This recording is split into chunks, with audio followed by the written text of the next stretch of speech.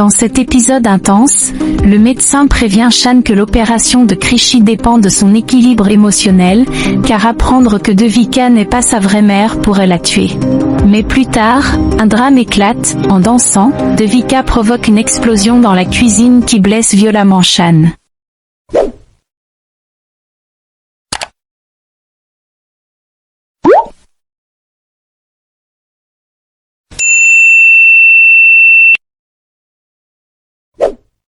L'épisode commence par Krishi, en larmes et accablée par la tristesse, qui s'adresse à Devika en sanglotant. Elle avoue combien Devika lui a manqué et l'accuse d'avoir préféré son travail à elle. Devika, surprise et gênée, répond d'un ton défensif. Elle nie catégoriquement que ce soit le cas. Krishi, encore bouleversée et nostalgique, reprend la parole en implorant. Elle raconte combien elle a pensé à Devika chaque jour et promet de ne plus jamais la laisser partir. La petite Krishi, pleine d'espoir et d'innocence, prend la main de Devika et la conduit dans sa chambre. Là, fière et un peu espiègle, elle lui montre la marque où elle mesure sa taille et dit que sa croissance a pris un pouce entier. Krishi, toute joyeuse mais un peu embarrassée, ajoute que ses cheveux ont aussi poussé et qu'ils sont emmêlés parce que Devika n'était pas là. Elle explique que son père a essayé de les coiffer, mais qu'il ne sait pas le faire aussi bien que ça, maman. Pendant ce temps, c'est la rentrée. Shan arrive avec toute sa famille, visiblement préoccupée mais décidée. Un peu plus tard, seule, Devika murmure pour elle-même, lasse et inquiète. Elle confie que la situation est plus compliquée et plus difficile que prévu, que tout le processus ressemble à un immense défi. Shan, pensive et troublée, repense aux paroles passées de Devika. Quand Devika revient, Shan, prudente et soucieuse, lui tend un papier à signer. Devika, indignée et sur la défensive, prend le papier et s'exclame avec colère. Elle refuse de signer, affirme qu'elle n'est pas la domestique de Shan et rappelle qu'elle est venue pour rendre l'appareil après l'aide financière pour l'opération de sa mère. Shan, ferme mais inquiète, réplique en expliquant la nécessité du contrat. Elle avoue qu'elle ne fait pas entièrement confiance et craint qu'un changement d'humeur puisse mettre une vie en danger. Elle précise que le document sert à rappeler des responsabilités et à rassurer tout le monde, et ajoute qu'elle ne cherche qu'à protéger sa fille. Plus tard, au bureau, Nivedita, rassurante et optimiste, dit à Shan que tout va s'arranger. Shan, anxieuse mais pleine d'espoir, répond qu'elle espère que les rapports sur Krishi seront meilleurs qu'avant. Nivedita, confiante et consolante, assure Shan que tout ira bien, que Dieu ne permettra pas d'injustice et qu'elle croit en la bonté de Shan. Shan, émue et déterminée, confie qu'elle ne supporte pas de voir Krishi dans cet état et qu'elle veut la guérir au plus vite. Elle affirme qu'elle ne peut pas laisser tomber l'enfant. De retour à la maison, Devika, douce et protectrice, couche Krishi et lui dit calmement qu'elle doit se reposer pour que le médicament fasse effet, qu'elle restera à ses côtés. Krishi, angoissée et accrocheuse, saisit encore la main de Devika en pleurant. Elle avoue qu'elle ne peut vivre sans sa mère et son père, et craint que sa santé empirera si Devika part à nouveau. Devika, inquiète mais ferme, la réprimande doucement. Elle invite Krishi à réfléchir à la douleur que subirait son père si sa fille s'aggravait, lui faisant comprendre qu'elle doit penser aux conséquences pour les autres. Dans le bureau du médecin, Shan, soulagé et heureux après avoir lu le rapport médical, remercie chaleureusement le docteur. Les résultats de Krishi se sont améliorés rapidement.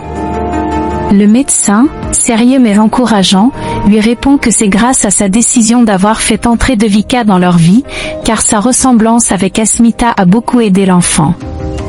Toutefois, il met en garde avec gravité, avant l'opération cardiaque, l'état émotionnel de Krishi doit rester stable.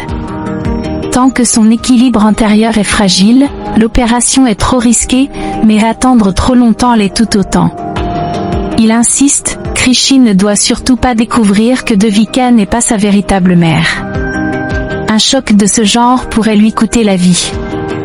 Ces paroles plongent Shan et Nivedita dans une inquiétude profonde.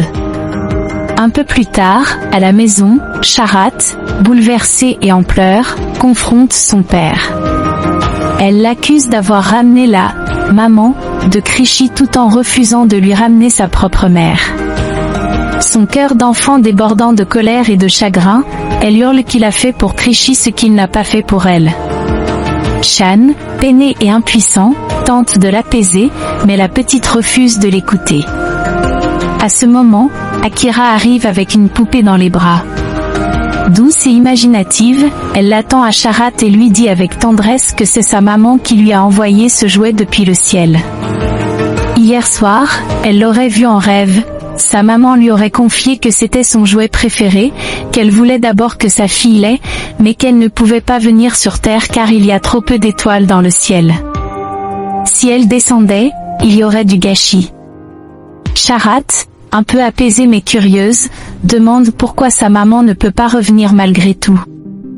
Akira, rassurante et pleine de douceur, invente une explication. Si les étoiles disparaissaient, tout deviendrait sombre et sa maman craindrait qu'elle ait peur du noir.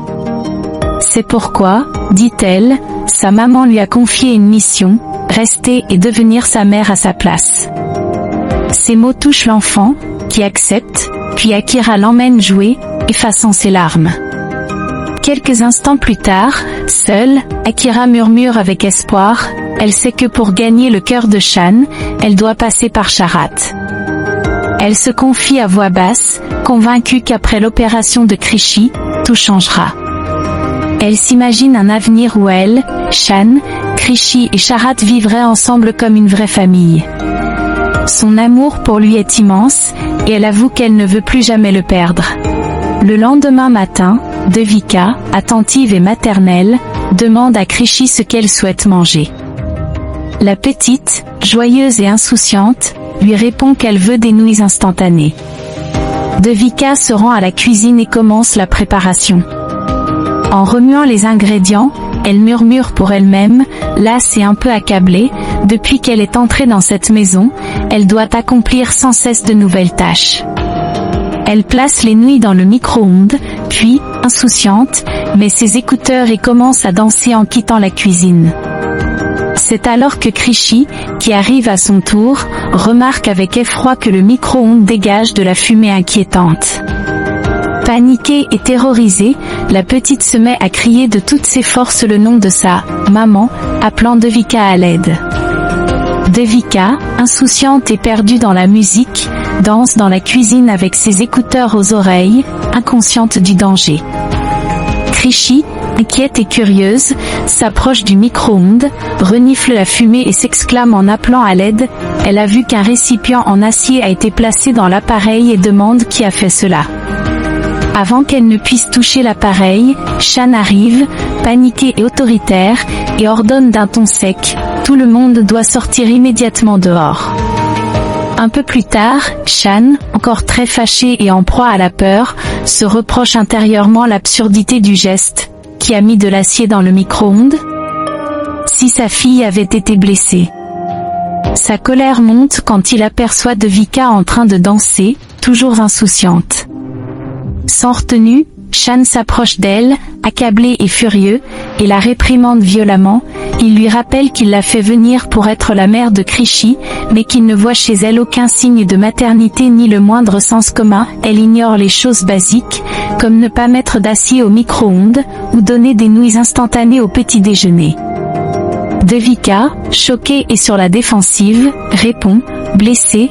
Elle avoue qu'elle n'avait jamais utilisé de micro-ondes auparavant et qu'elle a fait une erreur. Immédiatement, maternelle est concernée, elle propose aussi d'appliquer de l'antiseptique sur la blessure au dos de Shan pour éviter que cela ne s'aggrave, affirmant qu'elle veut seulement son bien. Shan, hors de lui et amère, réplique d'une voix tranchante, « Tant qu'elle restera dans la maison, combien d'autres blessures devra-t-il subir ?» Il lui assène qu'elle ne pourra jamais être Asmita, elle n'est qu'une copie, sans son esprit ni son cœur, ressembler à Asmita dépasse ses capacités. Il l'accuse d'être la cause de sa malchance et de la perte de son amour, affirmant que si, autrefois, elle, Devika, les avait aidés, Asmita serait encore en vie aujourd'hui. Voilà, c'est la fin de l'épisode 193. Si vous avez aimé cette vidéo et que vous souhaitez découvrir encore les moments forts de cette série, abonnez-vous et activez la cloche de notification pour ne rien manquer.